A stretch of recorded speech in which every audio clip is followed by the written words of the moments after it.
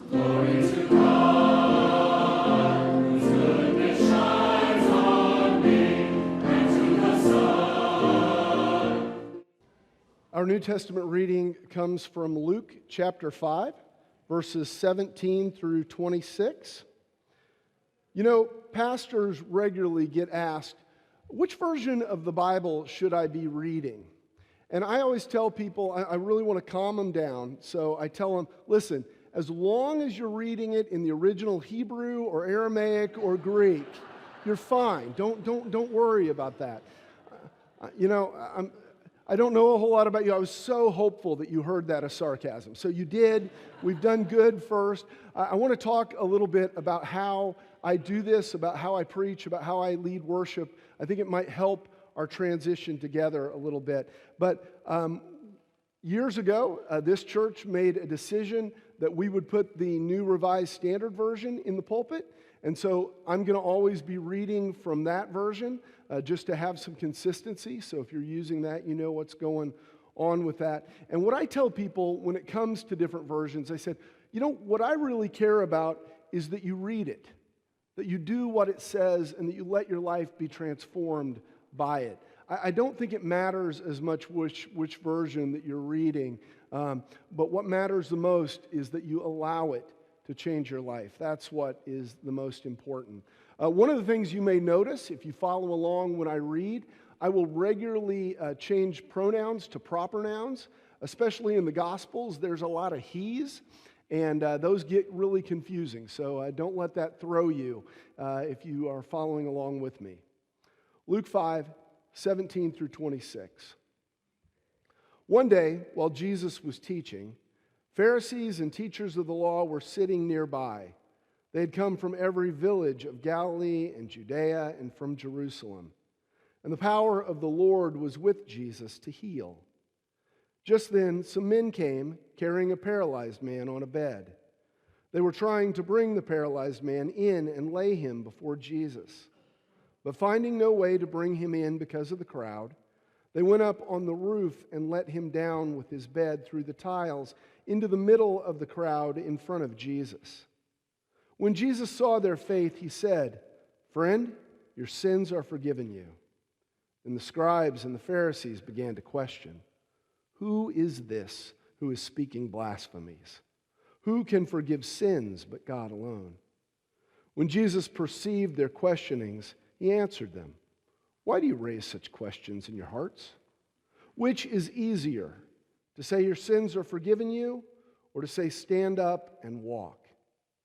But so that you may know that the Son of Man has authority on earth to forgive sins, he said to the one who was paralyzed, I say to you, stand up and take your bed and go to your home." Immediately he stood up before them, took what he had been lying on, and went to his home, glorifying God. Amazement seized all of them, and they glorified God and were filled with awe, saying, "We have seen strange things today." This is the word of the Lord. Thanks be to God. A question I want you to think about as we move into our sermon today is, what is our call as a church? What is our call as a community of God, as a Christian? Now, if you've come to other services here or other services at other churches, you might have a Sunday that focuses on global missions. And they have testimonies and sermons, and they talk about global missions, and they touch your heart in a deep way. And you walk out and say, global mission is at the center of God's heart.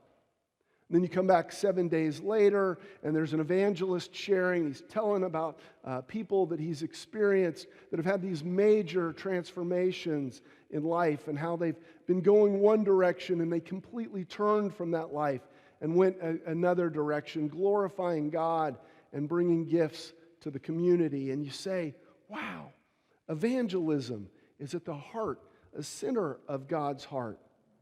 And then the next week, it's on the local church. And the next week, it's on something else. And after a while, you're saying, how do all these things come together? What is the unifying force and factor that brings them together? Well, today, we are looking at what's a pretty standard picture of Jesus? He's kind of doing his thing. He is teaching. He's interacting with people. And if you've noticed, by Luke 5, very early in Luke's book, he's already gathered a pretty good following. A following that is so big that a group that is bringing their friend to Jesus encounters this problem. Now, I'm impressed with this group. I'm impressed that they brought their friend. I am impressed that when they run into this problem of this crowd and an inability to get near Jesus, they're not going to let them hold them back. I think these are the modern day engineers, or the ancient day engineers. They would be the equivalent of our modern day engineers that say, a problem, we can overcome that. We can work with that. And you notice that Luke doesn't give a whole lot of detail. He says they come through the roof. Wouldn't you love to know how they got this guy up on the roof? Wouldn't you love to know what it was like in that room as they're digging through this thatch and tile? Stuff has to be falling down on them, and people have to be looking. Maybe they saw what was going on. There's all these things that are going on that the gospel writers regularly leave out because they don't want to get us confused about what the point is. Suddenly, this man is in front of Jesus. This man that has an inability to move. You can wonder, was it just his legs? Could he, was he paralyzed from the neck down? Could he not even move his mouth, his lips? How bad was it? And Jesus looks on this guy and he says, "Friend, your sins are forgiven." What a weird statement. You allow yourself sometimes, we can get a little like, well, Jesus said it, so it's got to be the right thing, and it's got to be good, and stuff like that. And we don't let it sink in and go, this was a strange way to respond. Okay? Have you ever been in a situation where someone was really in bad shape? Maybe you're visiting in the hospital. I was the first one to arrive on the scene of a crash one time. I drove up behind it.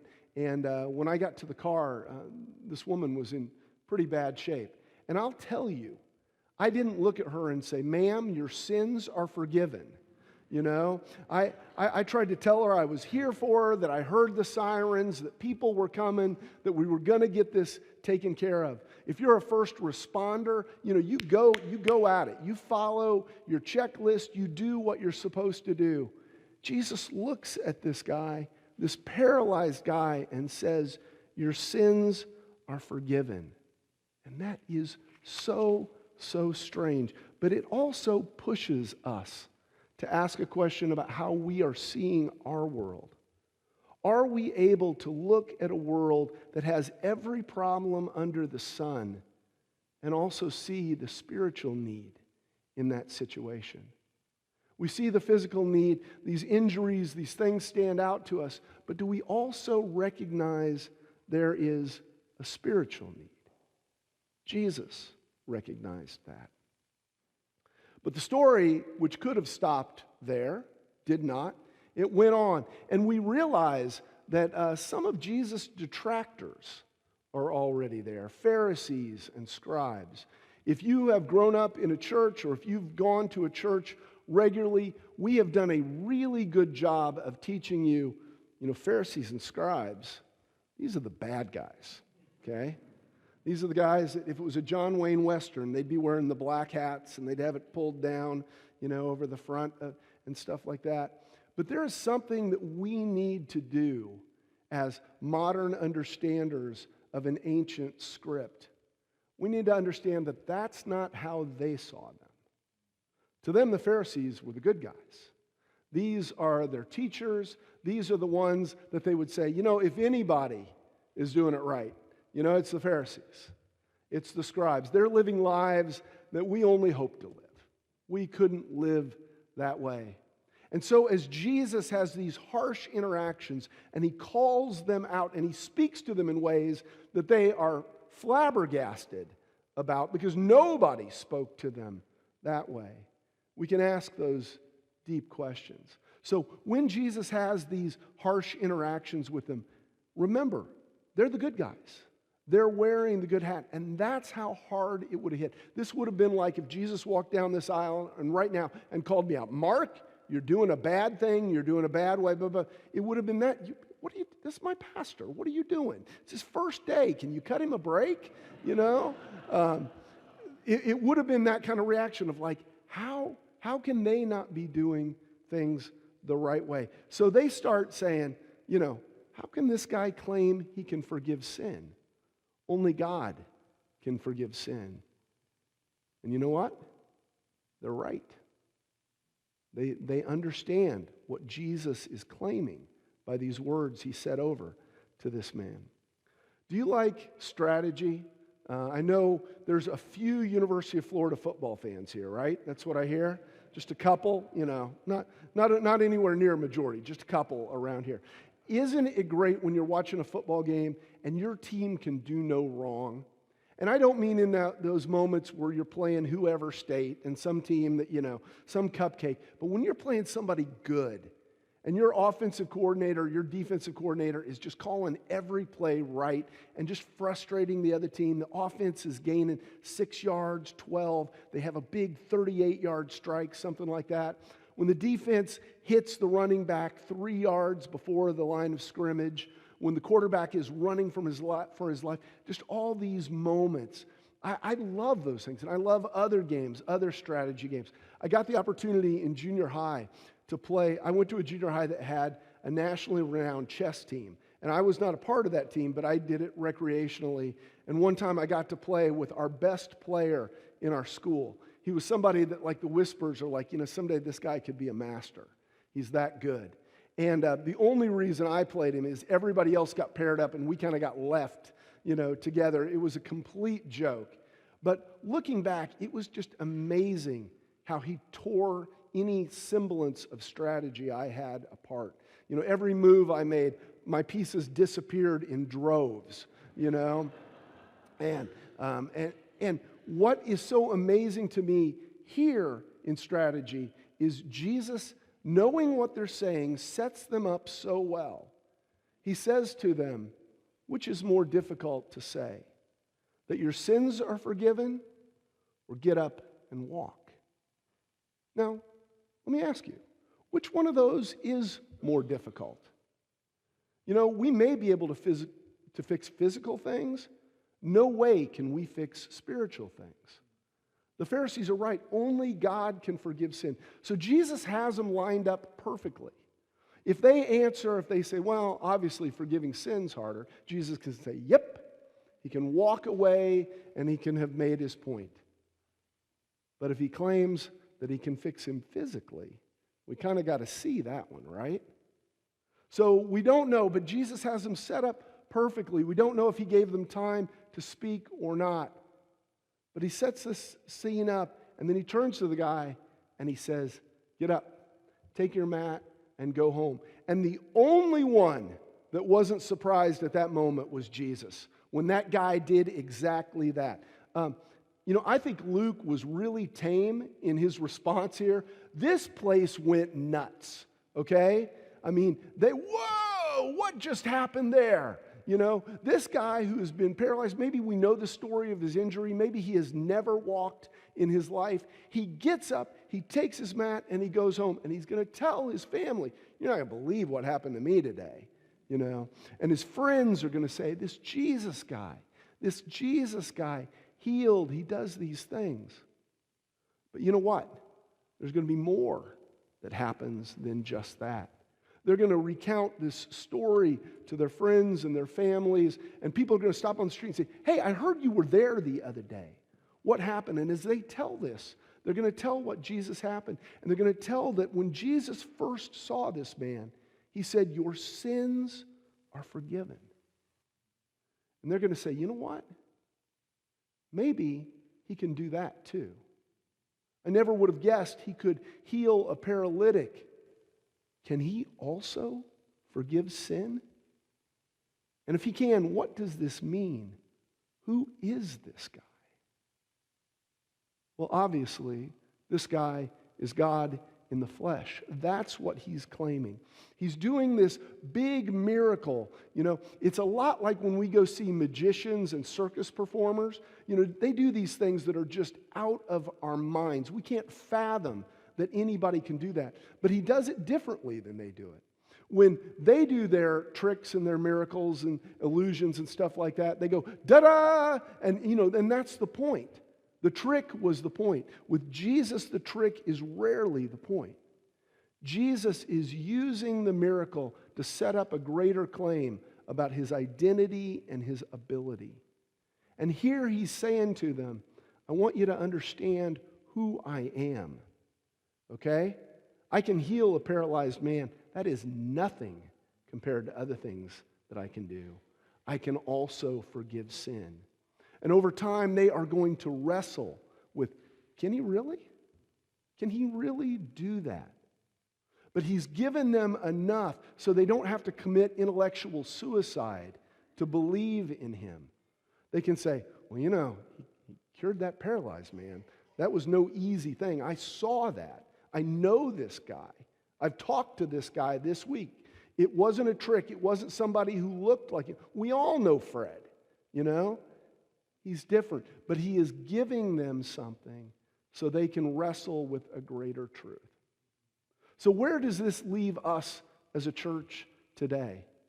Well, it leaves us with a couple of things we need to ponder. First of all, what is our belief about Jesus? Who do we believe he is? People have noticed that Jesus also strategically backed us in a corner too. Some would say, I don't want to believe this God thing about Jesus, but boy, what a good guy he was. What a good moral teacher. But recognize that Jesus isn't giving us permission to just see him as a good moral teacher. There are a few options of who he might be. First of all, he could be a pathological liar.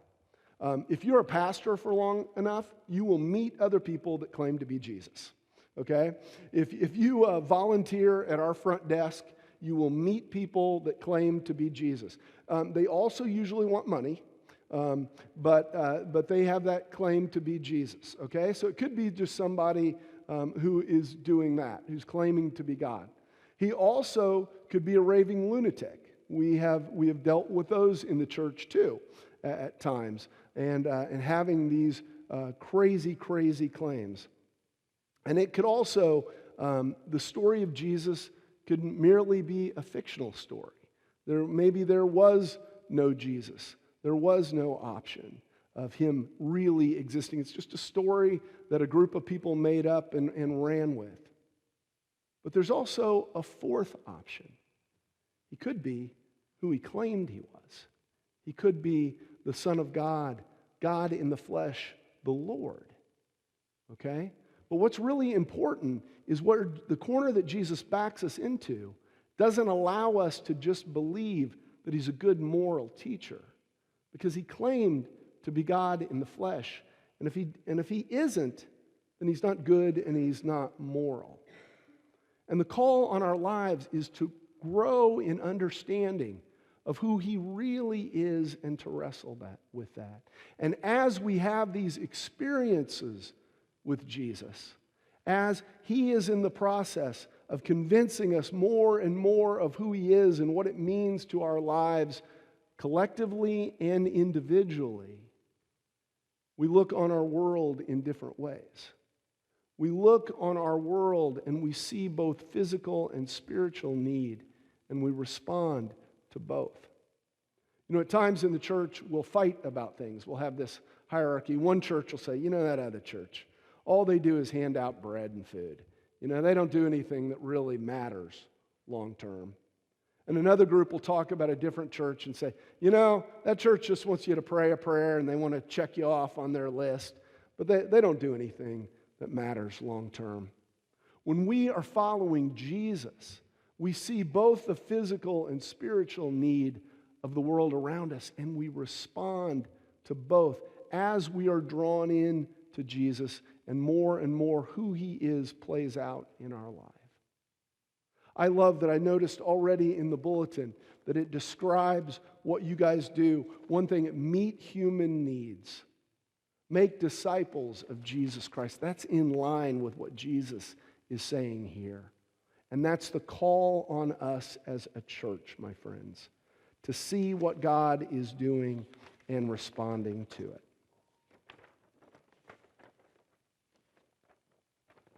Now, since it's my first Sunday, I have no idea where I am right now, so I'm finished with my sermon, and I'm seeing what's next. Join us at First Presbyterian Sundays at 8:30 and 10:55, or watch us on My 11 every Sunday morning at 9.